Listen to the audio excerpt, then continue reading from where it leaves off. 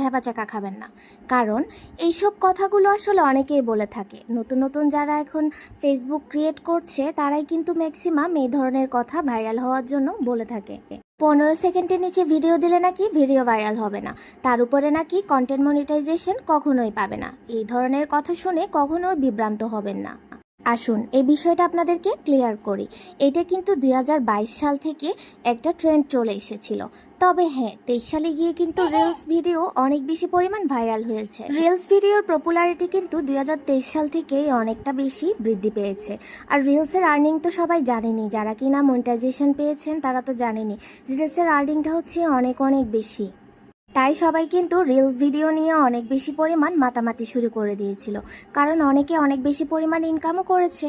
তবে হ্যাঁ, 2024 সালে এসে কিন্তু এই কথাটা কখনোই ঠিক নয়। তবে হ্যাঁ, সবসময় চেষ্টা করবেন 10 সেকেন্ড, 11 সেকেন্ড, 12 সেকেন্ড, ইভেন 15 সেকেন্ডের মধ্যেই ভিডিওটা রাখার জন্য। তাহলে কিন্তু আপনার পেজের হেলথটা অনেক বেশি ভালো থাকবে। 15 সেকেন্ডের উপরেও কিন্তু ভিডিও দেওয়ার অনেক বেশি ট্রাই করবেন, তবে চেষ্টা করবেন 10 সেকেন্ডের উপরে যেন আপনার ভিডিওটা হয়।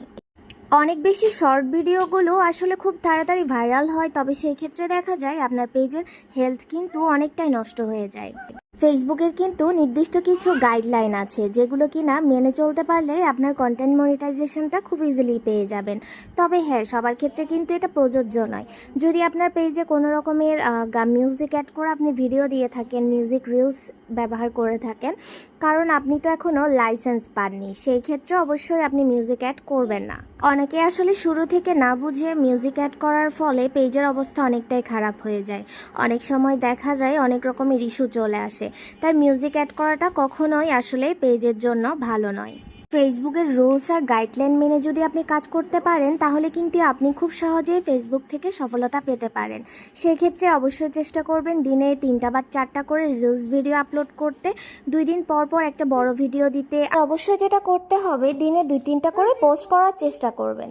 তাহলে কিন্তু আপনি অনেক সহজেই অ্যাক্টিভ ফলোয়ার পেয়ে যাবেন। তবে হ্যাঁ, আপনি আপনার পেজে ভিউজ বাড়ানোর থেকেও আপনার সব থেকে ইম্পর্টেন্ট কাজ সেটা হচ্ছে অ্যাক্টিভ ফলোয়ার গেইন করা। অ্যাক্টিভ ফলোয়ার কিভাবে পাবেন সেটা হচ্ছে আপনি বড় বড় ব্লগারদের ভিডিওতে গিয়ে খুব সুন্দর একটা গঠনমূলক কমেন্ট করে আসবেন।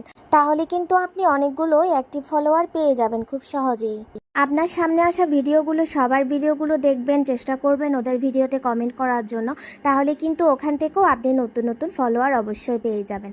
এইসব গাইডলাইন মেনে যদি আপনি ফেসবুকে কাজ করতে পারেন, তাহলে কিন্তু কন্টেন্ট মনিটাইজেশন পাওয়াটা আপনার জন্য অনেক বেশি সহজ হয়ে যাবে। সেক্ষেত্রে কিন্তু ফেসবুকও চেষ্টা করবে আপনাকে ভাইরাল করার জন্য। ভালো থাকবেন সবাই। আজকে ভিডিও এতটুকুই। আল্লাহ হাফেজ।